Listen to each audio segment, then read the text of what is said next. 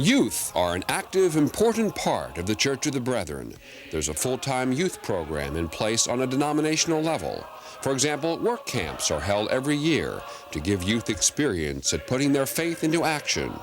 Districts and congregations have full-time youth staff to make youth feel a part of the church. Where did the emphasis on youth begin? Back with this man, Chaucey Shamberger, who in 1919 was told by the president of Laverne College to, quote, see what you can do for the youth of the church. One of those he sought out to help him was the leader of the Bridgewater College youth group, Raymond Peters. Together, they and others went on to conduct hilltop meetings for youth in the church, which were the forerunners of the Brethren camps. Some of the images of those early days have been captured on photograph. Here are the junior high camp leaders at Camp Bethel. The setting for a hilltop near Harrisburg, Pennsylvania. Camp Bethel in 1935. Youth group leaders in Maryland.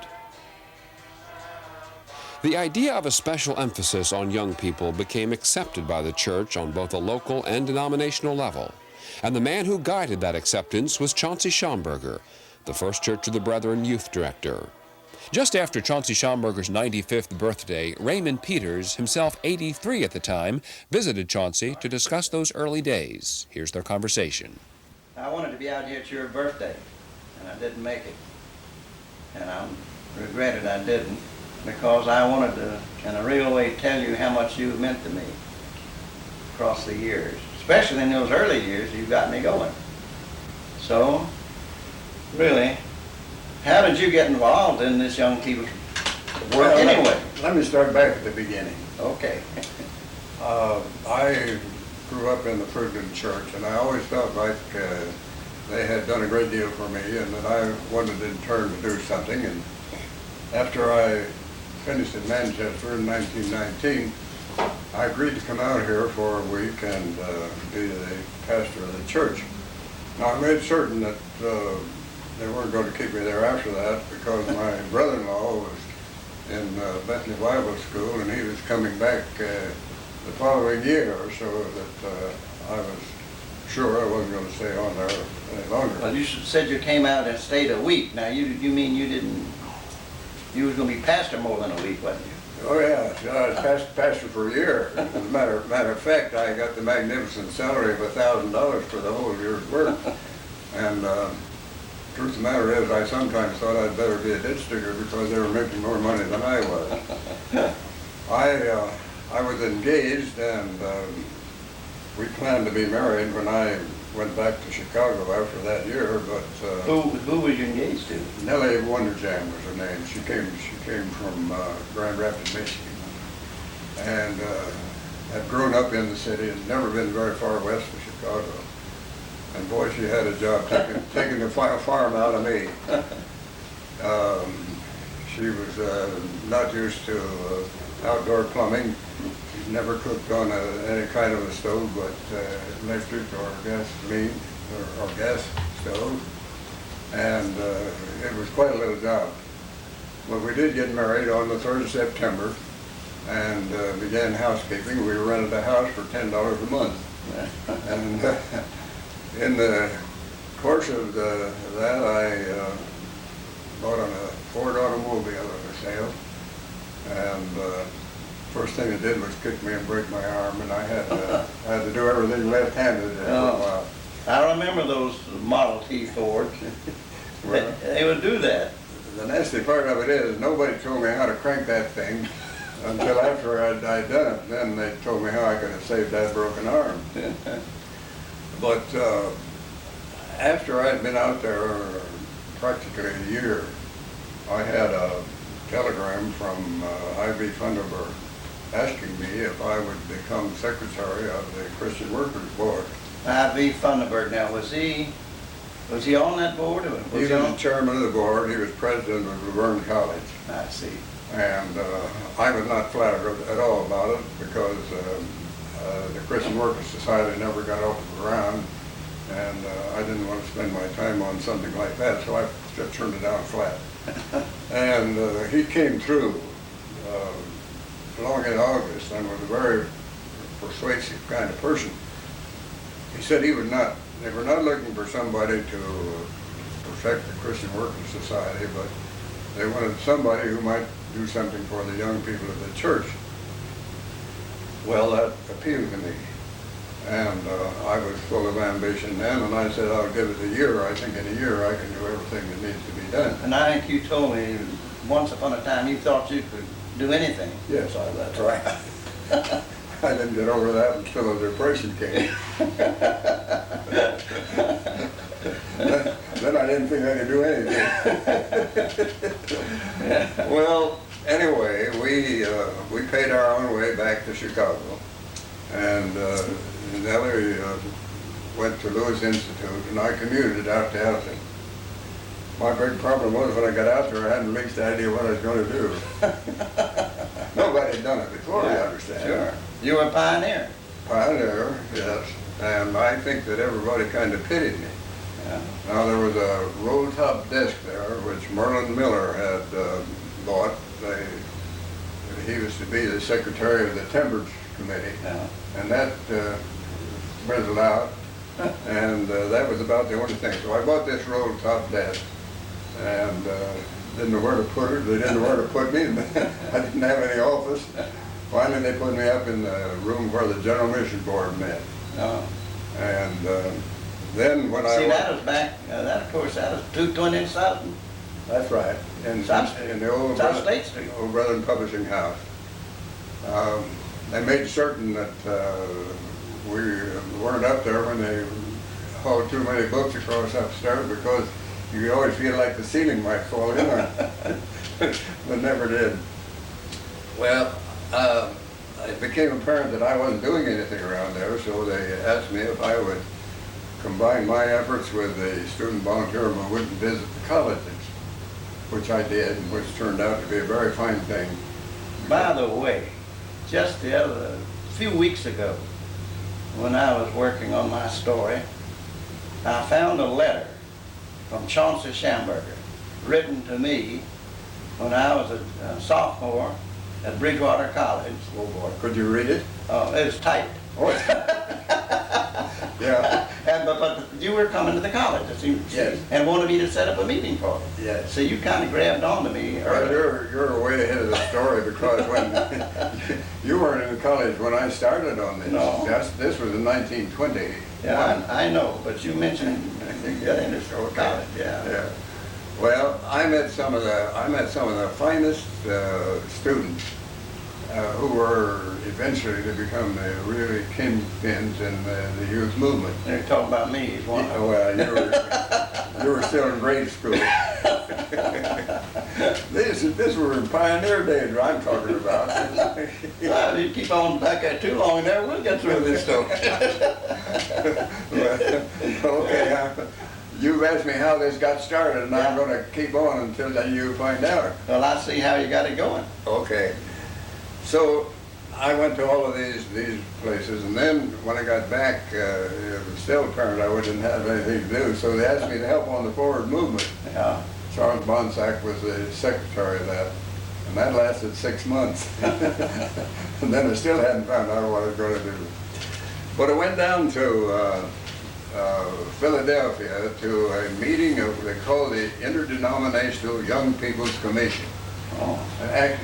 Actually, all it amounted to was they selected the topics that they thought might be fitting in the Christian Endeavor Society. Now there were the Methodists and the Baptists and the Quakers and everybody else was there.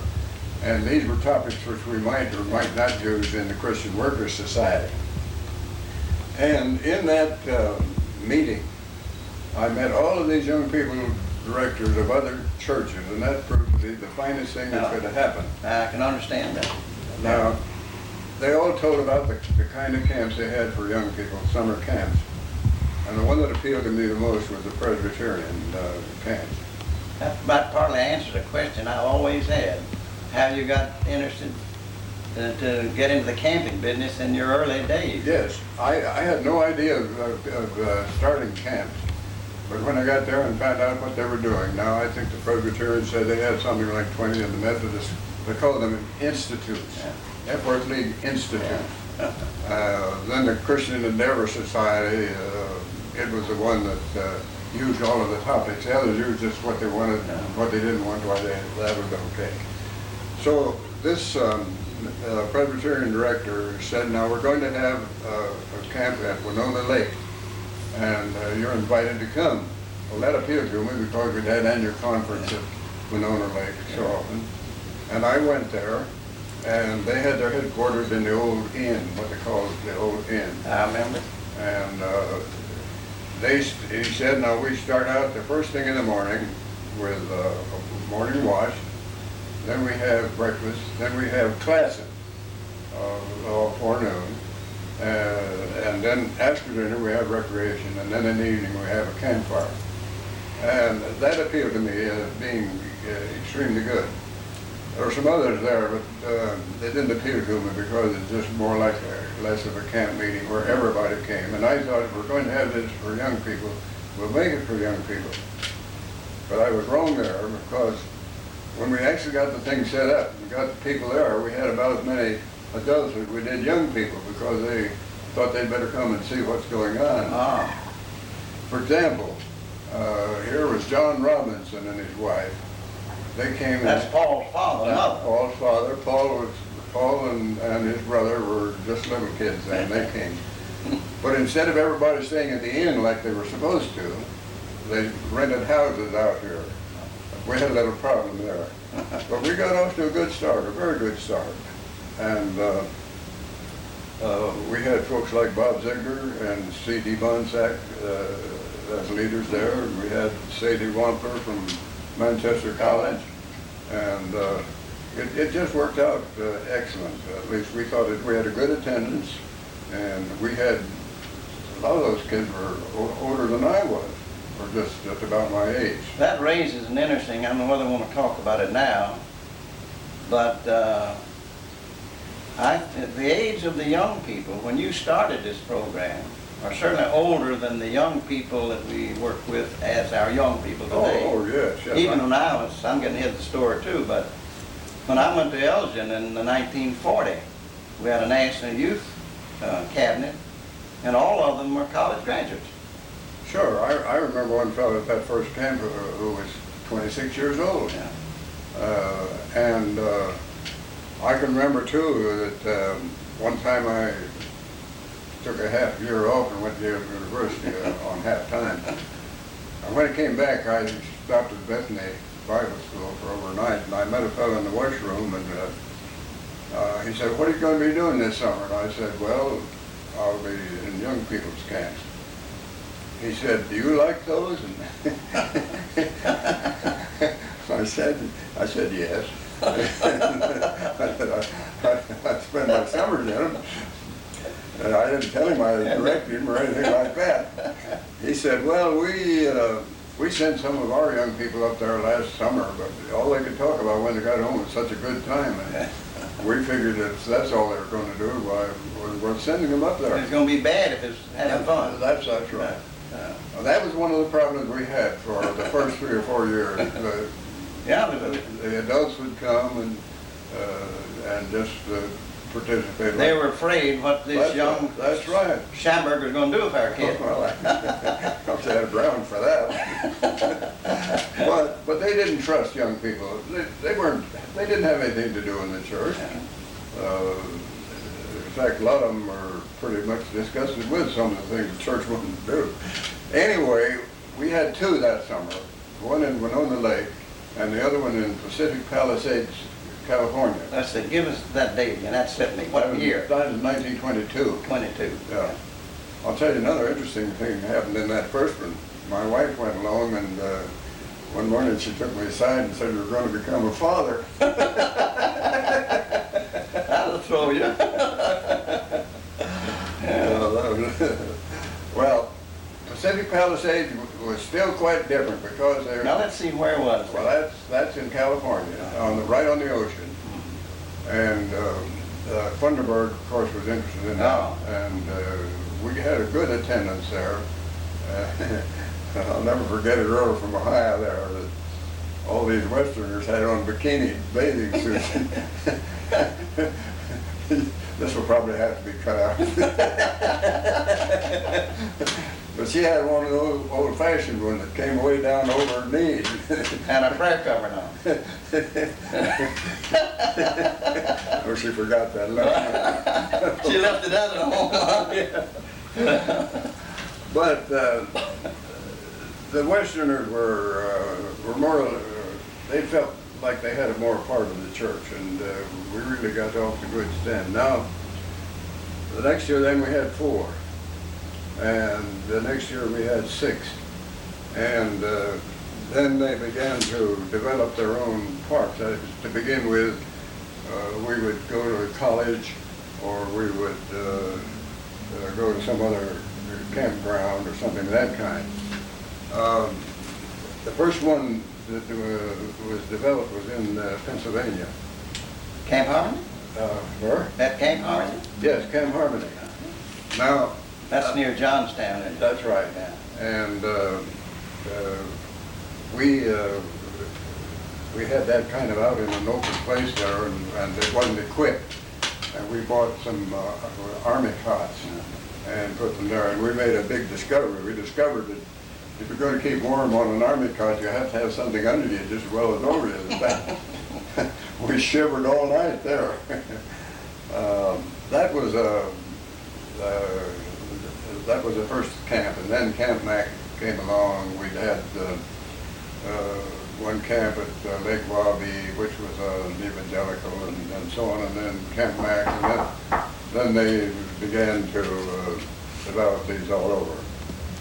And I said we had 4 of these camps. Camp Harmony, Camp Mac, one in Iowa, Cedar Falls, Iowa, as I recall, and another one in California. Wasn't it Pine Lake in Iowa? No, That that came much later. Okay. I'm not as old as you are. I'm aware of that. I remember we had at Boone. Oh, that's the one I heard a lot about. Yeah. Now, one of the things that we have discovered was that we had quite a little problem of food. At Boone or everywhere? Food, all over, any of them. That is... Say food makes me think about doing something of that. Go ahead. But I remember one time we had one out in Kansas, and a ladies' aid society took care of the food. And about 3 o'clock we began to have stomach aches. Mm-hmm. Apparently they had left some meat in the kettles, and we had food poisoning, and we had quite a little time there. That reminds me that we had in that camp Frank Crumpacker. You know about First missionary to China. Yeah, and a very good camper. Oh, a great fellow. But he was the awfulest snorer that we ever had in any of the camps. We never had any that could come anywhere close to him. And finally, we took him out, took him on his cot, and took him out about 3 rods away from the tent. And still we couldn't sleep because he kept sawing wood out there. Did you tell him what his problem was? Oh, he knew what it was. One time we had one at Franklin Grove, Illinois. Yeah. And Bill Bean and Floyd Malott were there. And guess what they called their cabin there, where they were? I wouldn't know. The International Joint. We made quite a point of having missionaries. It was good, we thought, to have them in there. By the way, there's another thing that my age now, look back at pictures. You had older people too, as well as younger leaders. Oh yes, many older ones. It was an interesting mix there. I don't know they're working in that quite enough now. Now that's the thing that that I learned from this Presbyterian group. That is, I wondered how they would get people to come and spend a week. Who were they able to? Well, they got pastors and teachers and people whose salaries went on, and we used that all the way through.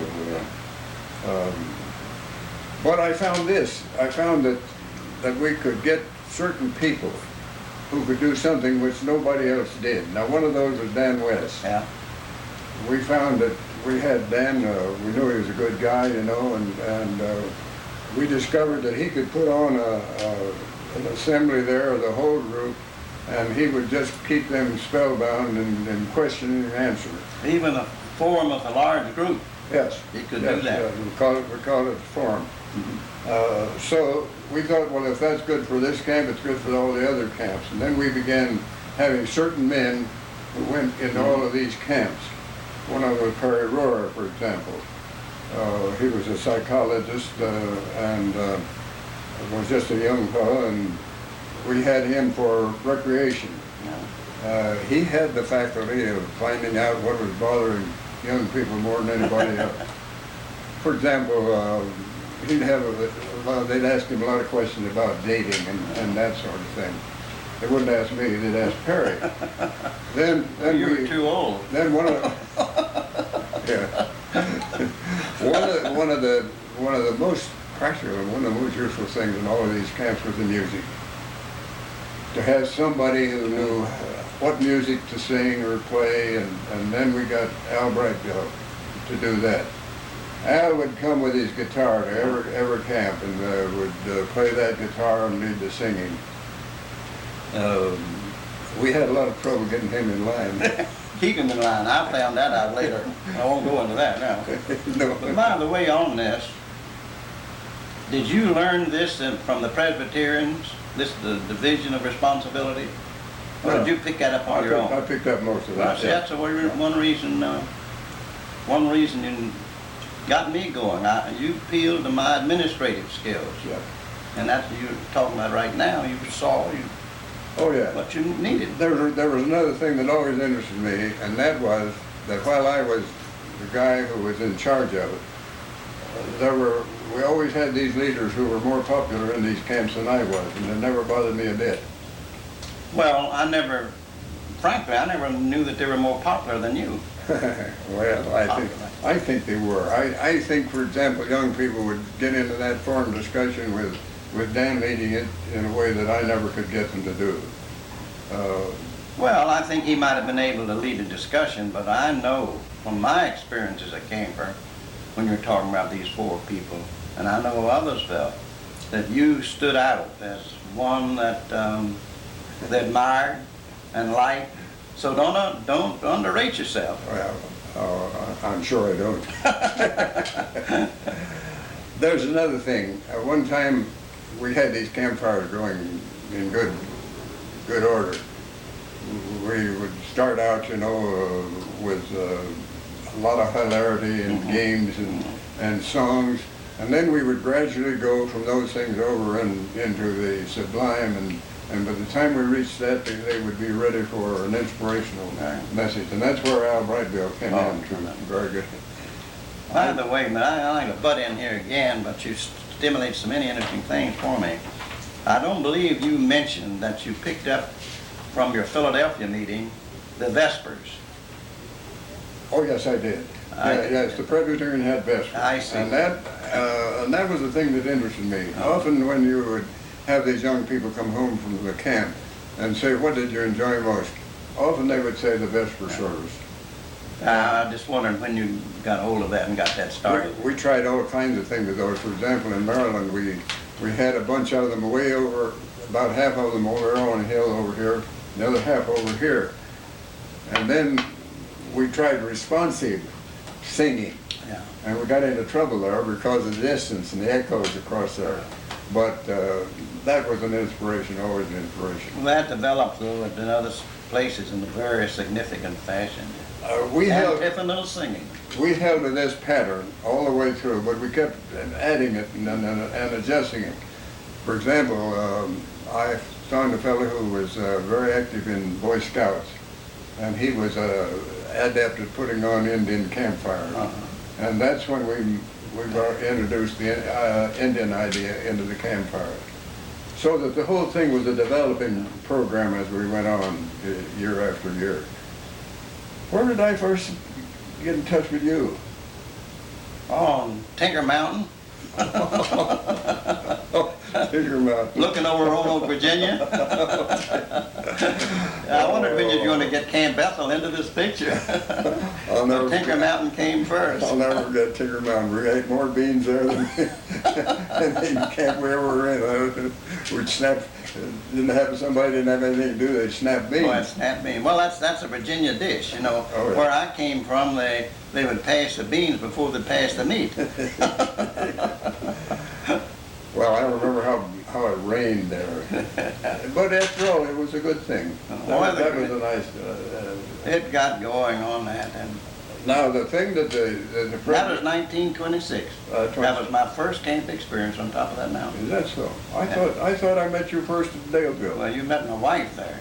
Oh, yeah. Well, she wasn't your wife then. Well, you met cousins and that other, but I didn't get in on it until on Oh, yeah. 26. Well, of course, that led to Camp Bethel then, That's just like in these other places where you'd have and rented places, then they developed the camps. Do you have any idea how many young people's camps there are now? Oh, I don't know. Right now, you see, one of the big problems they're having, they've got some more than they think they need, in a way. Some people think they need. Yeah, well, Back when the districts have gotten larger, Well, that certainly was... so closing some of the camps, and that's a very emotional thing. I wouldn't know how many they are, really. There's, I just don't know. See, I don't. Well, it seemed to me that, now you asked about the young people's program. Yeah, The camps was the dramatic phase of it. yeah. That brought the young people together in a way that they hadn't. And I think that, I suppose I'm prejudiced, but I think that generation of young people was about the finest generation of young people that ever came along. Well, I've heard you say that several times. I wondered whether you were prejudiced, but I kind of like it because I was in that generation. Yeah, it makes a difference. Well, the thing about it is they hadn't had any voice in the church at all.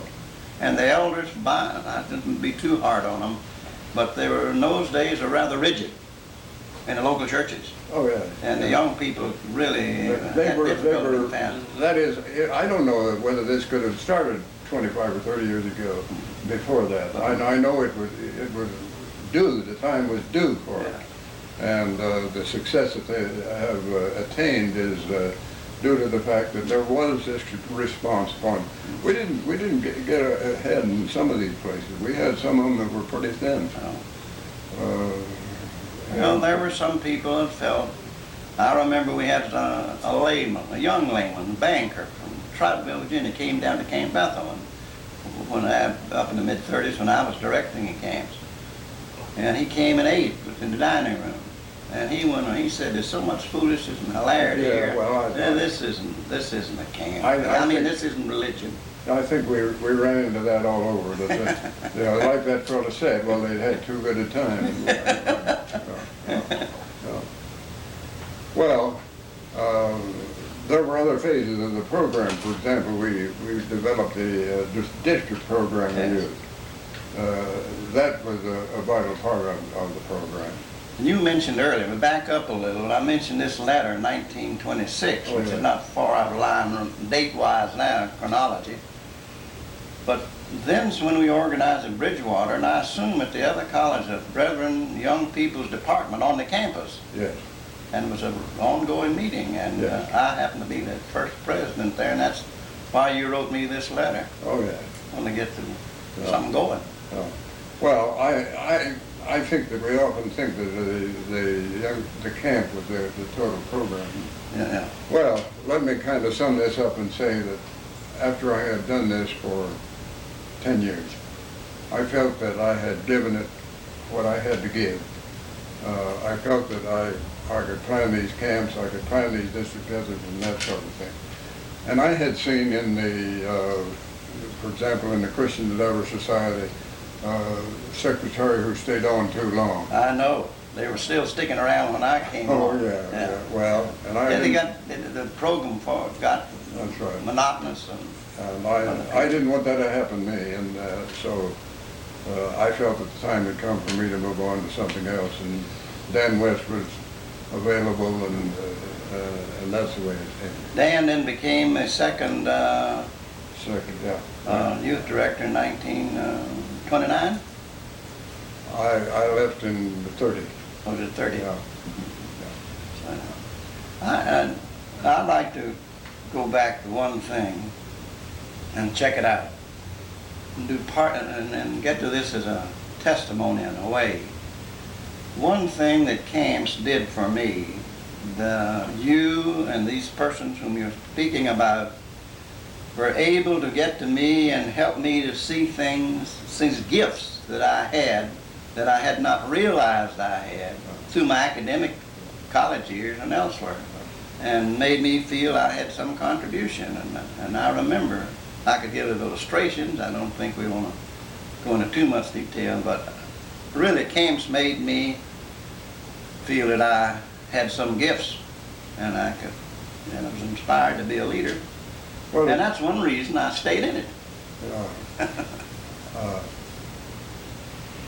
I think that we would have to admit that the church would be entirely much poorer if it would not have had the youth movement.